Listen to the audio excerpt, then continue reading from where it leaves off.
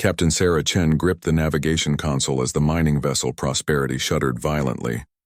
Warning lights bathed the bridge in crimson while alarms screamed their mechanical protests. Through the reinforced viewport, she watched in horror as their asteroid target split cleanly in half, revealing a metallic structure within that gleamed with impossible geometry.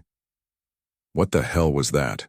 Chief Engineer Martinez called from his station, his weathered hands dancing across holographic displays that flickered with concerning data streams. "Unknown, sir," replied Navigation Officer Kim, her voice tight with professional calm despite the tremor in her hands. "The asteroid just opened. Our mining charges shouldn't have been powerful enough to—" The bridge fell silent as something emerged from the hollowed asteroid. Two beings, identical in every way, floated in the vacuum of space without any visible protection. They were humanoid but wrong in subtle ways that made Sarah's brain itch. Their limbs were too long, their joints bent at angles that defied anatomy, and their skin held a pearl-like quality that seemed to shift between colors in the starlight. The twins moved with perfect synchronization.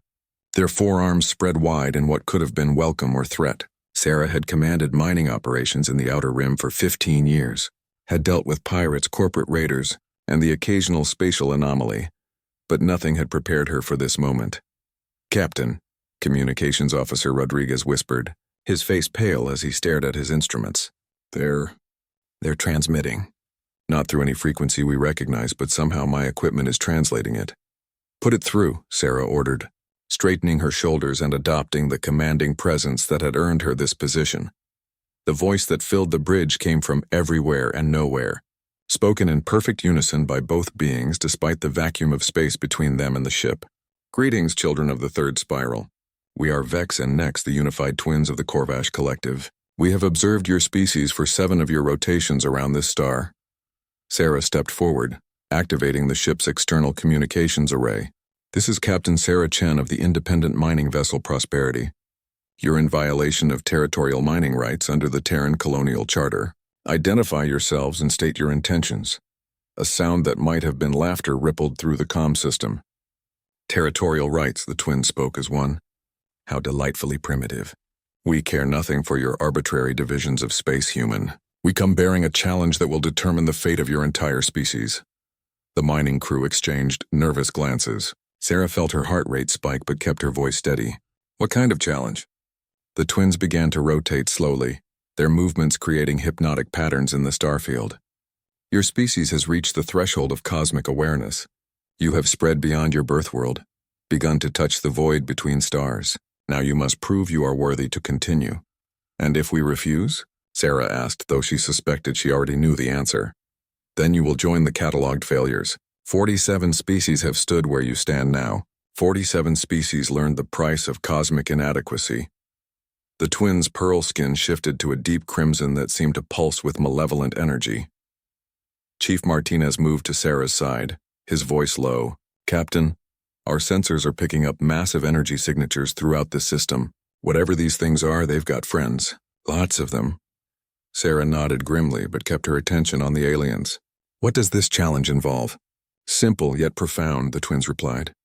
"Take up both hands, human. Show us the true nature of your species. One of you must choose to represent all of humanity in a contest of will, wisdom, and strength. Success brings your species recognition among the cosmic order. Failure brings extinction." The bridge crew looked to their captain with expressions ranging from fear to determination. Sarah had always known that her choices might affect her crew, but never had she imagined that a decision could impact every human alive. "What are the rules of this contest?" she asked. "The chosen representative will face 3 trials. The first will test your species' capacity for sacrifice. The second will examine your ability to adapt and overcome. The third will reveal whether humans possess the wisdom to wield cosmic power responsibly." Rodriguez raised his hand hesitantly. "Captain, what does take up both hands mean?"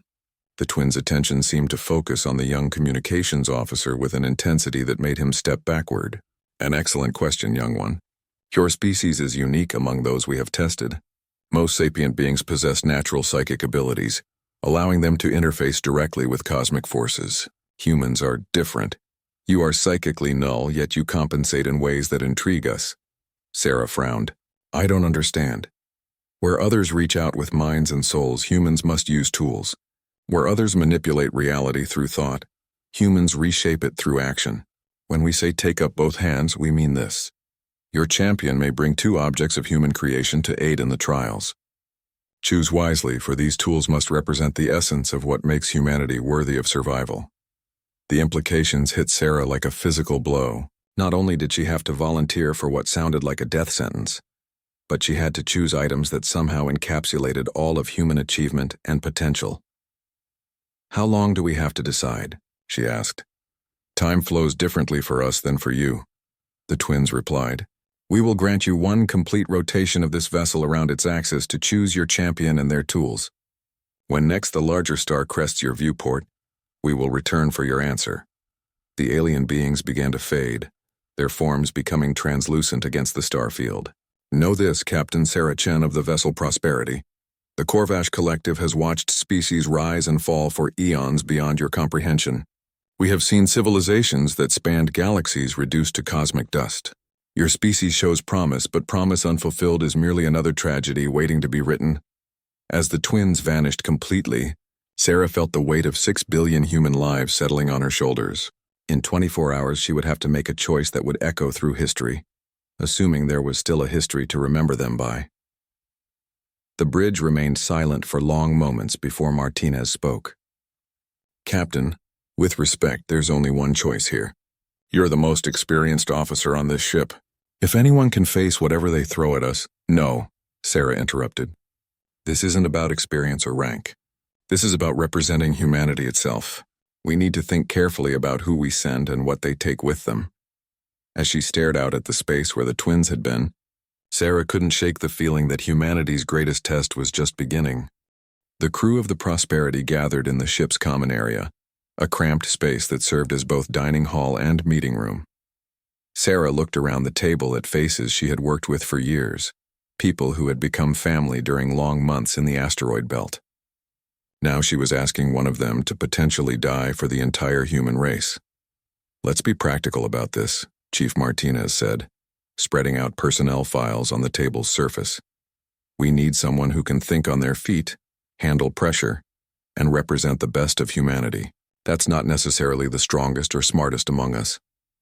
Navigation Officer Kim nodded thoughtfully. The twins mentioned 3 trials: sacrifice, adaptation, and wisdom. Whoever goes needs to excel in all 3 areas.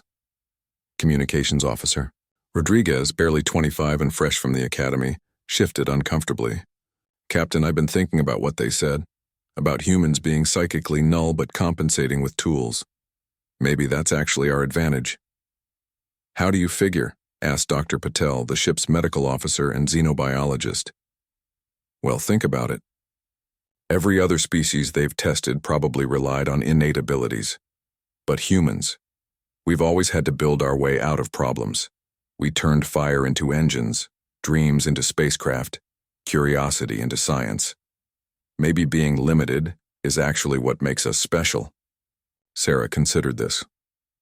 "You might be onto something, Rodriguez, but that still leaves us with the question of who goes and what they take." Chief Martinez leaned back in his chair, his scarred hands clasped behind his head. "I volunteer. I've got 30 years of engineering experience. I've seen enough of the galaxy to know what we're up against, and frankly, I'm old enough that losing me won't cost humanity as much as losing someone younger." "Absolutely not," Dr. Patel interjected. "This isn't about expendability, Miguel, it's about representation. Whoever goes needs to embody what makes humanity worth preserving." The debate continued for hours. Each crew member made compelling arguments for why they should be the one to face the trials. Martinez emphasized his practical experience and ability to jury-rig solutions from nothing. Kim argued that her navigation skills proved she could adapt to unknown challenges. Rodriguez believed his youth and fresh perspective might be exactly what humanity needed. Finally, Sarah stood up. "Enough, I'm the captain, this is my responsibility, and I'm going." "Captain, no," Kim protested. "You're too valuable to risk. If something goes wrong, who's going to lead the crew?" "If I fail, leadership won't matter, because there won't be a crew to lead," Sarah replied grimly. "Besides, I've made the hard decisions before. I can make them again." Dr. Patel studied Sarah with clinical eyes. You're certain about this? As certain as anyone can be when they're volunteering for potential extinction. Sarah managed a weak smile. Now we need to figure out what I'm taking with me. The conversation that followed was unlike anything the crew had ever engaged in. They weren't just choosing tools for a job. They were selecting items that would represent all of human achievement and potential. A weapon, Martinez suggested immediately. Something that shows we can defend ourselves and others. Too aggressive, Kim countered. What if the trials test our peaceful intentions? We could doom ourselves by appearing too violent. Rodriguez pulled up historical files on his tablet. What about something that represents our art? Music, literature, visual arts. Those show our capacity for beauty and meaning beyond mere survival. Art won't help in a physical challenge, Dr. Patel observed. We need something practical but meaningful. Sarah stared out the viewport at the distant stars, trying to imagine what aliens who had observed 47 species might find impressive about humanity. What if we're thinking about this wrong? The twins said we're unique because we use tools instead of psychic abilities. Maybe we should choose things that show how we've always overcome our limitations. Like what? Kim asked. Well, humans can't fly, so we built aircraft. We can't survive in space, so we built ships. We can't see in the dark, so we created light. We can't communicate across vast distances naturally, so we developed technology to do it for us. Martinez snapped his fingers. The captain's right. We should choose tools that represent human ingenuity and our refusal to accept limitations. The debate narrowed to specific items. They considered everything from smartphones to musical instruments, from medical equipment to weapons. Each suggestion sparked intense discussion about what it would communicate to their alien judges. A multi-tool, Rodriguez suggested eventually. Something that shows our adaptability and preparedness. Too mundane, Dr. Patel replied. It needs to be significant. Kim suddenly sat up straighter. What about a book? Specifically, a collection of human knowledge. It shows our wisdom, our desire to preserve and share information, our respect for learning. Which book? Sarah asked. And that's only one item. We need two. Martinez grinned. I know what the second one should be. A hammer. The crew stared at him as if he'd lost his mind. A hammer? Kim repeated. You want to represent all of humanity with a hammer? Think about it, Martinez explained, warming to his theme. What's more human than a hammer? It's one of our oldest tools, but it's also still essential to our most advanced technologies. You can build with it, you can defend with it, you can even destroy with it if necessary. It represents our ability to shape the world around us. Dr. Patel nodded slowly. Actually, that's not terrible. Simple, versatile, fundamental to human development. But what kind of hammer? Rodriguez asked. A modern composite one? An antique wooden-handled one? A specialized engineering hammer? Sarah made the decision. My grandfather's hammer. It's been in my family for 4 generations. It's built homes, repaired machinery, and even saved lives when my great-grandfather used it to break through debris during a mining accident. It's not just a tool, it's a legacy. And for the book? Kim asked. The Encyclopedia of Human Achievement, Sarah decided. Not just scientific knowledge, but art, literature, philosophy, history. Everything we've learned and created compiled into one comprehensive collection. Dr. Patel looked worried. That's a lot of weight to carry, Captain. What if the aliens see those choices as either too simple or too complex? Then we'll face the consequences, Sarah replied.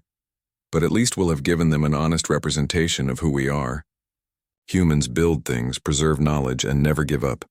If that's not enough to save our species, then maybe we weren't meant to survive this test anyway. The crew fell silent, each contemplating the magnitude of what they were attempting.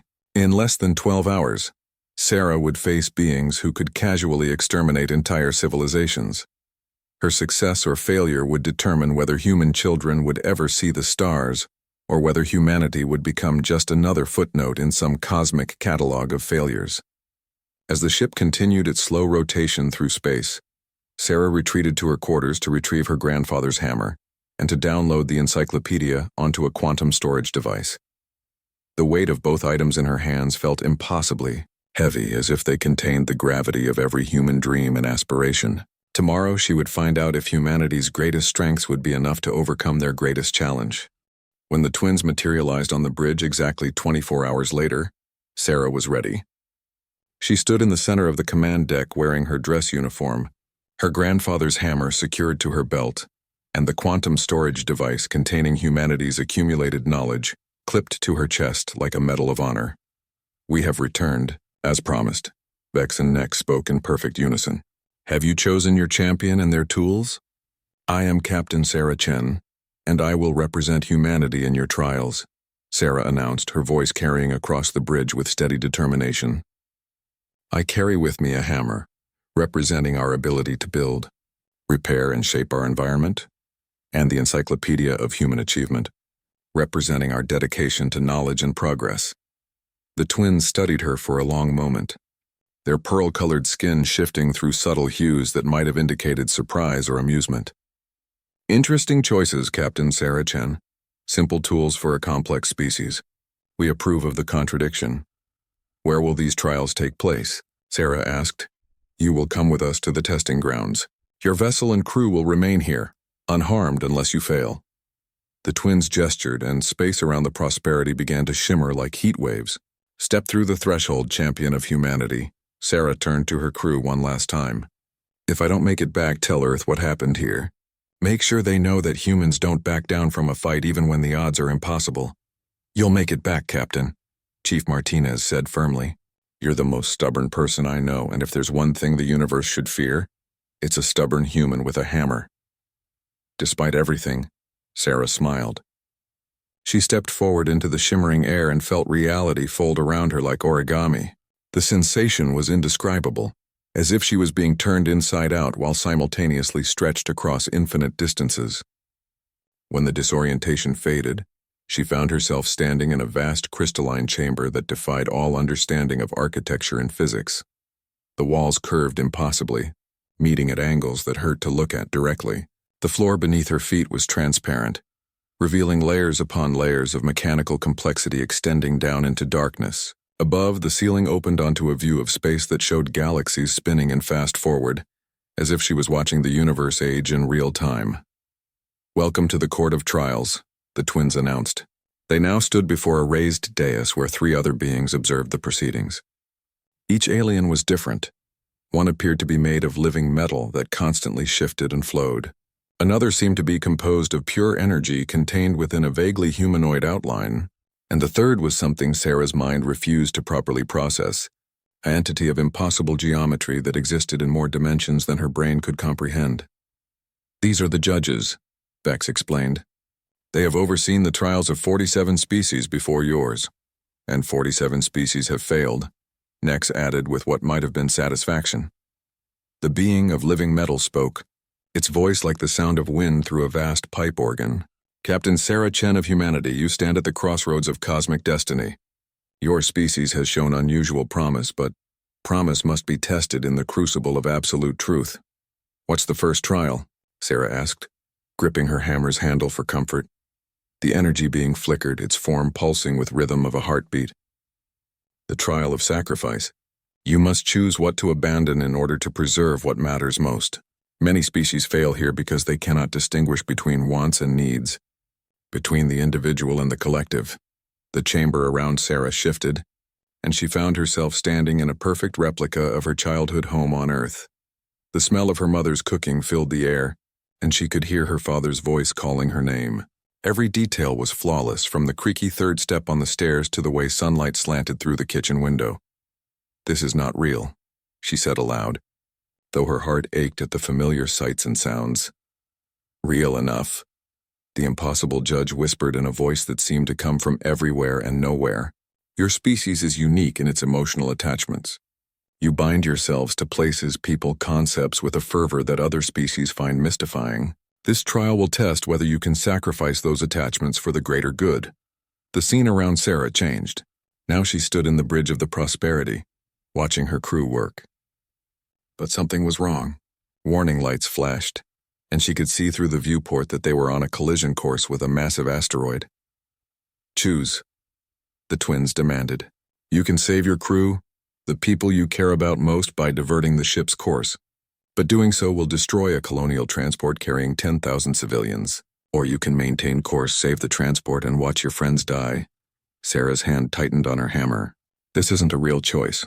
It's a false dilemma. There has to be another option. There is not, the metal judge intoned. This is the essence of sacrifice. Choosing between competing goods, not between good and evil. What will you preserve, Captain Sarah Chen? Sarah closed her eyes and thought about everything she knew about humanity. Humans didn't accept false dilemmas.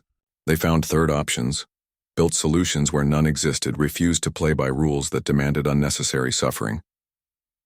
She opened her eyes and raised her hammer. I choose neither. Before the judges could respond, Sarah brought the hammer down on the ship's navigation console, smashing it to pieces. Immediately, she began working to strip components from the broken equipment, her engineering training taking over. What are you doing? Vex demanded. Building a solution, Sarah replied without stopping her work. You said humans are unique because we use tools instead of psychic abilities. Well, this is what we do with tools. We make the impossible possible. Using pieces from the navigation console and her own technical knowledge, Sarah began constructing a crude but functional navigation override. It would only work once, but it would be enough to alter the ship's course just slightly, enough to miss both the asteroid and the transport. The energy judge flickered with what might have been amazement. This is not how the trial works. You must choose. I have chosen, Sarah said as she completed her makeshift device and activated it. On the simulated view screen, the Prosperity threaded the needle between asteroid and transport, saving both. I choose to reject your premise. Humans don't sacrifice people unnecessarily. We find ways to save everyone. The chamber fell silent except for the hum of cosmic machinery. The impossible judge spoke first, its voice carrying a note Sarah hadn't heard before. Respect. In 47 trials, no species has attempted to build their way out of the scenario. Most accept the premise and make their choice based on utilitarian calculations. A few refuse to choose and fail by default. But you changed the very nature of the trial. The metal judge nodded, its form rippling with approval. This is what we have observed about humanity. When faced with impossible choices, you reject impossibility itself. You build new options from whatever materials are available. Does this mean I passed? Sarah asked, still holding her improvised navigation device. You have passed the trial of sacrifice, the twins confirmed. But 2 trials remain. Rest assured, Captain Sarah Chen, that the next challenges will not be so easily overcome through engineering alone. As the chamber shifted around her, preparing for the second trial, Sarah felt a surge of hope. Humanity's greatest weakness, their inability to accept defeat, might just be their greatest strength in this cosmic examination. The universe was about to learn why humans had always been considered dangerous by those who preferred the status quo. The crystalline chamber dissolved around Sarah, replaced by something that defied all logic and natural law. She stood on a platform suspended in what appeared to be the interior of a massive sphere. But the surface beneath her feet was somehow oriented perpendicular to the walls, which were themselves covered in flowing liquid that moved upward against gravity. Colors that had no names in any human language painted patterns across surfaces that existed in dimensions her eyes couldn't properly process. Welcome to the trial of adaptation, the energy judge announced, its form now blazing brighter than before. Here, the laws of physics, reality, and logic itself shift according to our will. Previous species have failed because they could not abandon their preconceptions about how existence should function. Sarah gripped her hammer tighter and touched the quantum storage device on her chest. Around her, the impossible environment continued to shift. Gravity suddenly reversed, pulling her toward what had been the ceiling a moment before. But she managed to grab onto a crystalline outcropping that had materialized just within reach. Your trial begins now, Vex announced. The twins had somehow positioned themselves on what appeared to be the inner surface of the sphere, standing at an angle that made Sarah's inner ear scream in protest. You must reach the center of this space and retrieve the key of understanding. But be warned, every step you take will alter the reality around you. What happens if I fail? Sarah asked, pulling herself up onto the crystal formation as gravity shifted again, this time pulling sideways. You will be trapped in a reality loop, experiencing infinite variations of impossible physics until your mind breaks. Nex replied with disturbing cheer. It is considered a merciful fate compared to simple extinction. Sarah looked around the chaotic space, trying to identify patterns in the madness. The walls flowed like water but supported weight like solid matter. Light bent in curves, creating shadows that were brighter than the illuminated areas. In the center of the sphere, she could see her goal, a simple metallic key floating in what appeared to be a bubble of normal space. The other species that attempted this, Sarah called out to the judges. What did they try to do? The metal judge's form rippled with what might have been amusement. Most attempted to use their natural psychic abilities to impose order on the chaos. A few tried to simply ignore the changing physics and force their way through by will alone. All failed because they fought against the nature of this place. Sarah nodded thoughtfully and pulled out her quantum storage device. I need to understand the underlying principles, she said, activating the encyclopedia and searching for relevant entries. If this is a test of adaptation, then the key isn't to fight the changes, it's to work with them. She found what she was looking for in the physics section: chaos theory, fluid dynamics, and adaptive engineering principles. Humans had always been good at working within unpredictable systems because they'd evolved on a planet where the only constant was change. Taking a deep breath, Sarah stepped off the crystal outcropping. Instead of fighting the shifting gravity, she used it, allowing herself to fall toward what had become the new down direction. When the walls suddenly became permeable, she didn't resist but swam through them like water. When time itself seemed to stutter and skip, she moved in rhythm with the temporal fluctuations. Fascinating, the impossible judge observed. She is not attempting to control the environment. She is learning to flow with it.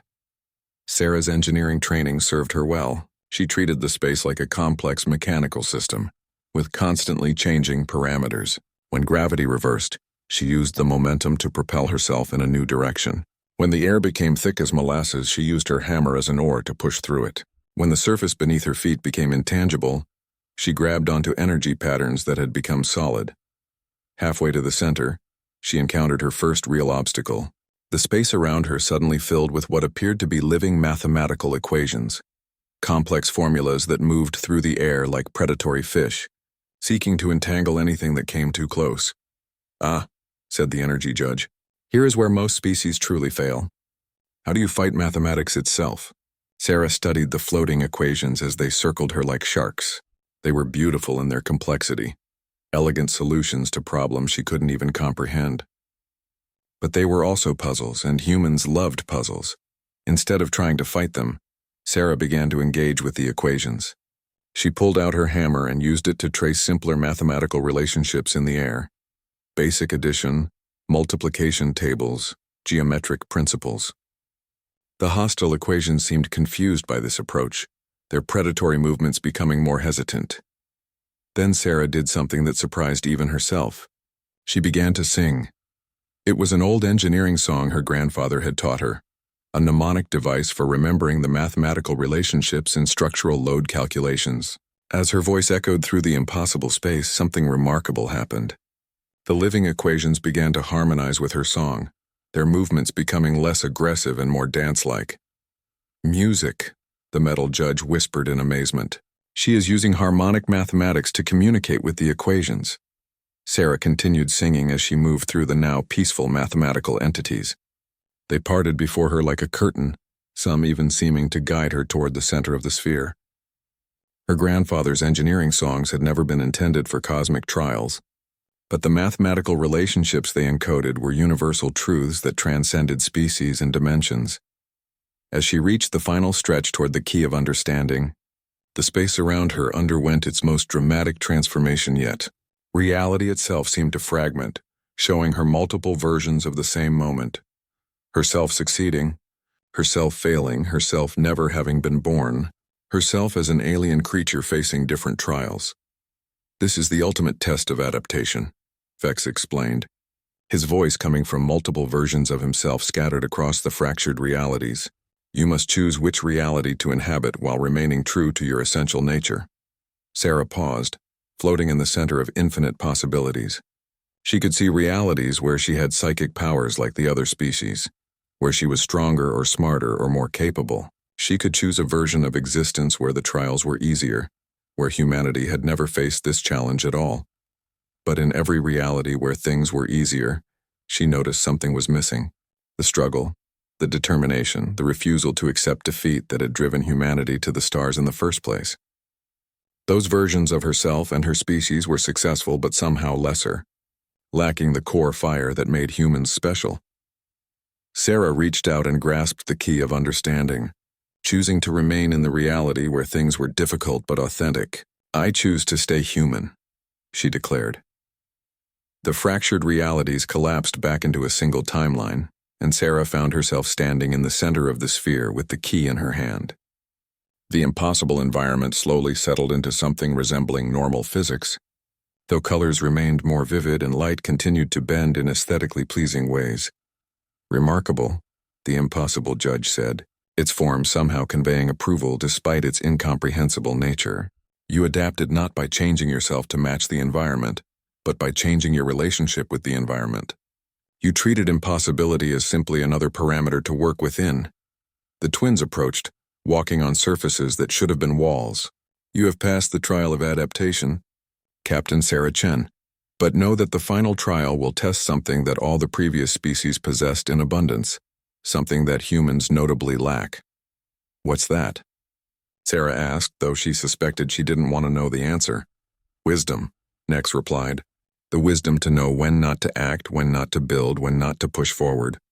The wisdom that comes from acceptance rather than determination."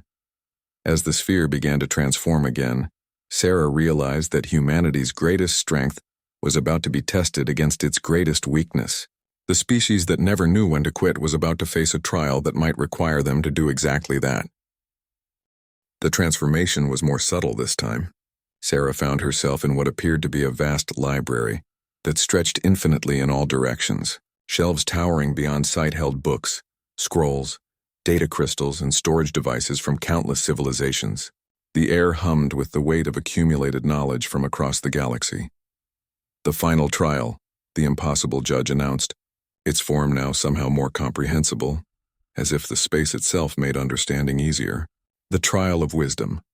Sarah walked between the towering shelves, running her fingers along volumes that represented the sum total of learning from dozens of species. Some books were written in languages that existed only as mathematical concepts. Others contained knowledge so advanced that merely touching them filled her mind, with brief glimpses of technologies that could reshape reality itself.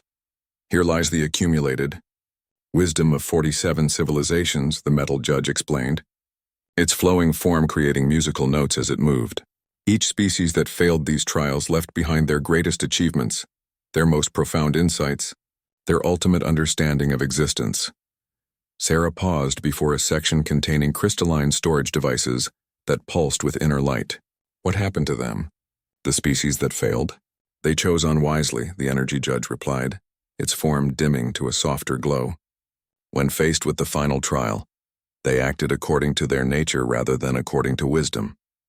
They could not resist the temptation to reach for power beyond their readiness to wield it responsibly." The twins materialized beside a reading alcove where a single pedestal held an ornate book bound in what appeared to be starlight itself. "This is the Codex of Cosmic Authority," Vex announced. "It contains the knowledge and power to reshape galaxies, to create and destroy entire civilizations with a thought. For eons, we have offered this same choice to every species that reached this point," Nex continued. "Take the Codex and become masters of cosmic forces, or walk away and remain limited to your current level of development." Sarah approached the pedestal slowly, her grandfather's hammer feeling heavier with each step. The Codex radiated power that she could feel in her bones. Just being near it, she could sense the incredible abilities it contained. The power to eliminate suffering, to bring peace to the galaxy, to solve problems that had plagued civilization since the dawn of time. "What's the catch?" she asked, though she kept her hands carefully at her sides. The impossible judge shifted in dimensions that made Sarah's eyes water. "There is no catch as such. The power is real, and whoever claims it gains the ability to enforce their will upon the cosmos. The question is whether they should." Every species that claimed the Codex believed they would use it wisely. The metal judge added sadly, "They saw suffering and wanted to end it. They saw conflict and wanted to resolve it. They saw imperfection and wanted to correct it." "And they were wrong?" Sarah asked. "They were human," the energy judge replied, then paused. "Forgive the expression. They were mortal beings with mortal perspectives, suddenly granted infinite power. Without exception, they became tyrants. Even those with the best intentions eventually decided that resistance to their benevolent rule was itself a form of evil to be eliminated." Sarah studied the Codex from a safe distance. She could see herself taking it, could imagine the good she could do. End hunger, stop wars, heal the sick, force peace upon a chaotic galaxy. It would be so easy and the benefits seemed so obvious. But she had spent her entire adult life in command positions, and she knew something about power that perhaps the other species had not understood. "Power doesn't just corrupt," she said slowly. "It isolates. The more power you have, the harder it becomes to understand the people you're trying to help. Eventually, you stop seeing them as people at all. They become problems to be solved, variables to be managed." "Precisely," the twins said in unison, their forms brightening with approval. "This is the wisdom that 47 species lacked. They saw power as a tool for good, rather than understanding that absolute power transforms the wielder into something that can no longer distinguish between good and evil." Sarah took a step back from the pedestal. "So the wise choice is to walk away? To reject the power entirely?" "That is what we have always expected," the impossible judge admitted. "We believed that true wisdom meant recognizing one's limitations and accepting them. But you are human, and humans have consistently defied our expectations." Sarah thought about her crew, about Earth, about all the humans struggling to survive and thrive in a dangerous galaxy. She thought about the problems they faced: disease, poverty, conflict, ignorance. The Codex could solve all of those problems instantly, but it would also eliminate the struggle that made humans who they were. It would remove the need for growth, for innovation, for the constant striving that had taken humanity from caves to starships in a geological eye blink. "There's a third option," Sarah said suddenly, pulling out her quantum storage device. "You said I could take up both hands. Well, I brought knowledge as well as tools." She activated the encyclopedia and began searching through humanity's philosophical and ethical writings. Humans have thought about this problem before. We've wrestled with questions of power and responsibility for thousands of years. She found what she was looking for in the political philosophy section: checks and balances, separation of powers, democratic accountability, systems designed specifically to prevent any single entity from accumulating too much authority. "What if the power wasn't claimed by one person or one species?" Sarah asked. "What if it was shared, distributed, kept in check by multiple parties with competing interests?" The judges exchanged looks that somehow conveyed volumes of communication despite their alien nature. "You propose to democratize cosmic power?" the metal judge asked incredulously. "I propose to apply human political theory to a cosmic problem," Sarah replied. "The Codex is dangerous because it concentrates absolute power in one being. But what if that power was divided among multiple species, each serving as a check on the others?" She approached the pedestal again, but instead of reaching for the Codex, she pulled out her hammer. "You said humans are unique because we build tools instead of relying on innate abilities. Well, this is what we do best. We build systems." Before the judges could stop her, Sarah brought her hammer down on the pedestal. The impact rang through the infinite library like a bell, and cracks appeared in the ornate stand supporting the Codex. "What are you doing?" Fex demanded. "Building a solution," Sarah replied, striking again. "The pedestal is part of the system. It's designed to be claimed by a single being. But if I break that mechanism..." The pedestal shattered completely and the Codex fell to the floor. Immediately, it began to fragment, splitting into dozens of smaller volumes that scattered across the library floor. "You've destroyed it," Nex cried. "No," Sarah said, gathering up some of the fragments. "I've made it safer. Now no one person can claim absolute power, because the power itself is distributed. Different species can specialize in different aspects of cosmic authority, and they'll have to work together to accomplish anything significant." The impossible judge made a sound that might have been laughter or applause. "You have taken the ultimate tool for tyranny, and transformed it into a framework for cooperation. This is perhaps the most human solution imaginable. The energy judge blazed brighter. In 47 trials, no species has ever thought to modify the trial itself. They either claimed the power or rejected it. But you have created a third path. Sarah looked around at the scattered fragments of the codex, each one still glowing with power, but none containing enough authority to corrupt absolutely. Humans don't just adapt to systems, she said. We improve them. The twins approached, their forms now radiating something that could only be described as joy. Captain Sarah Chen of humanity, you have passed all 3 trials in ways we never imagined possible. Your species has proven worthy not just of survival, but of leadership among the cosmic community. As the library began to fade around her, Sarah felt a weight lifting from her shoulders that she hadn't even realized she'd been carrying. Humanity would survive, more than that. They would thrive in ways that honored both their limitations and their potential. The universe was about to become a far more interesting place. Sarah materialized back on the bridge of the Prosperity, with a sensation like stepping through a waterfall made of starlight. Her crew rushed toward her, relief evident on every face as they confirmed she was real and whole. "Captain," Chief Martinez exclaimed, grabbing her shoulders to steady her as she swayed slightly. "We thought the readings we got were impossible. Energy signatures off the charts, spatial distortions that nearly tore the ship apart. What happened?" Sarah looked around at her crew, her family, and felt a surge of emotion that nearly brought her to her knees. "We passed," she said simply. Humanity passed.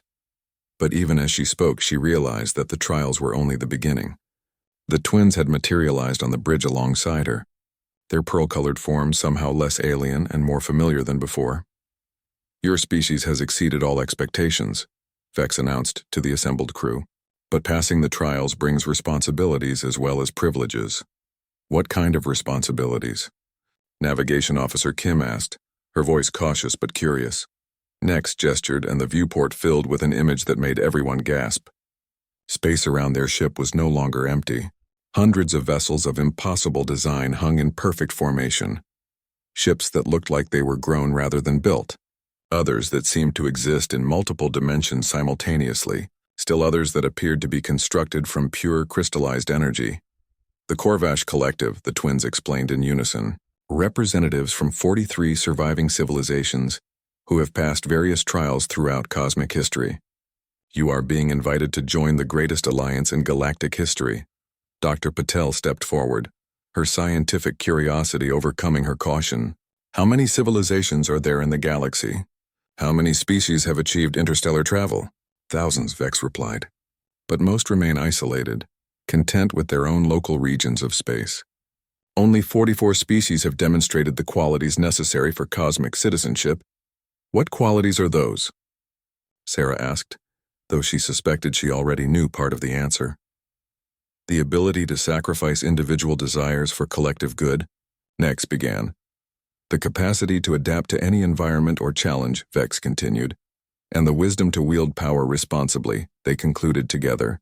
"Your species has shown all 3, but in ways that were completely unexpected." Communications Officer Rodriguez was scanning the alien fleet with growing excitement. "Captain, the technology signatures I'm reading? Some of these ships appear to be powered by controlled singularities. Others seem to be using exotic matter we don't even have names for. And that one there, I think it's actually moving through folded space-time." The metal judge materialized on the bridge, its flowing form somehow fitting into the cramped space, despite its apparent size. "Knowledge and technology will be shared freely among collective members. But understand that joining us is not merely about gaining access to advanced science. You will be expected to contribute to the greater good of galactic civilization." "What does that mean practically?" Chief Martinez asked with his typical directness. The energy judge appeared as well, its form dimmed to avoid overwhelming the bridge's electronics.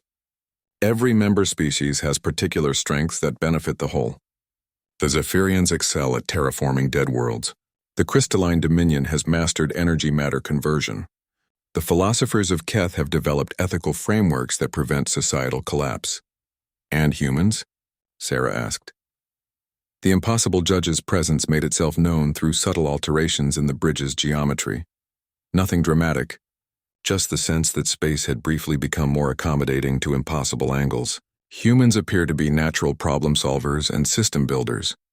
Your approach to the trial suggests you could serve as mediators and innovators for the collective. Sarah thought about the implications. Humanity had always been good at taking existing systems and improving them, at finding solutions that others missed, at refusing to accept that problems were unsolvable. Those traits had taken them from Earth to the asteroid belt in less than 2 centuries.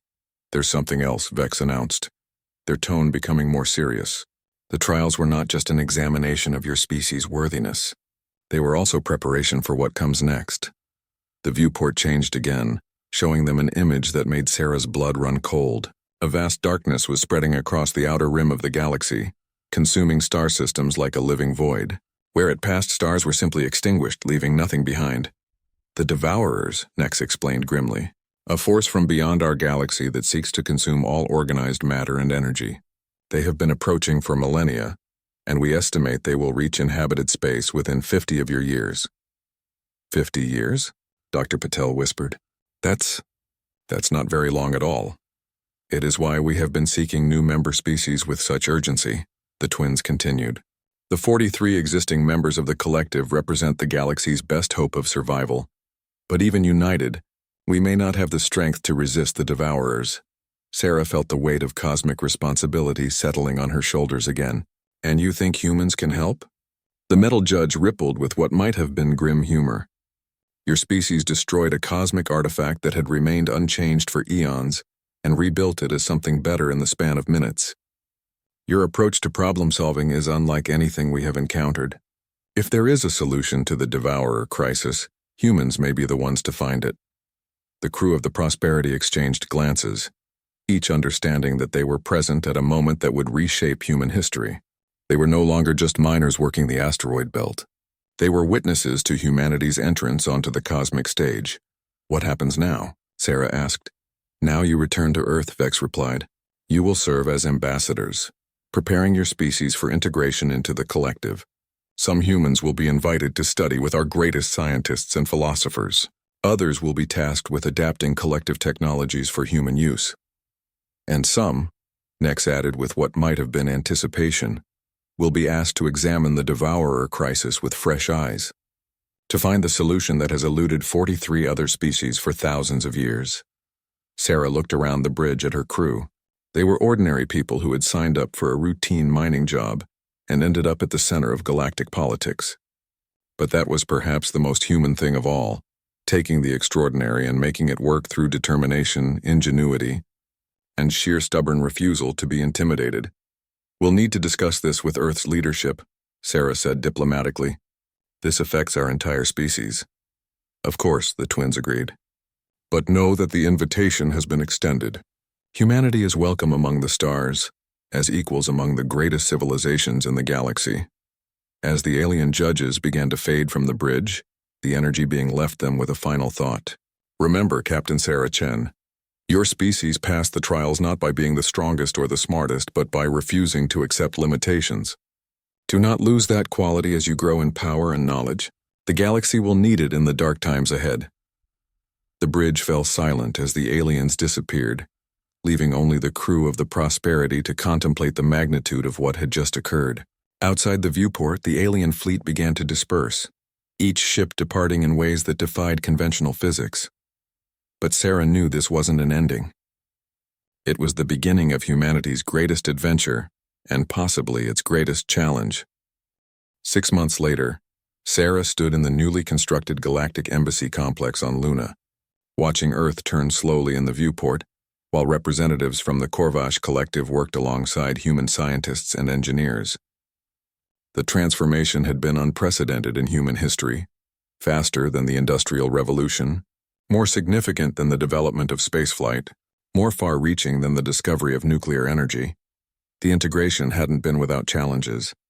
Religious leaders grappled with the implications of humanity's place in a galaxy teeming with intelligent life. Politicians struggled to adapt Earth's governmental systems to accommodate interstellar diplomacy. Scientists raced to understand technologies that seemed to violate fundamental laws of physics. But humans had done what they always did when faced with the impossible. They adapted, improvised, and built solutions.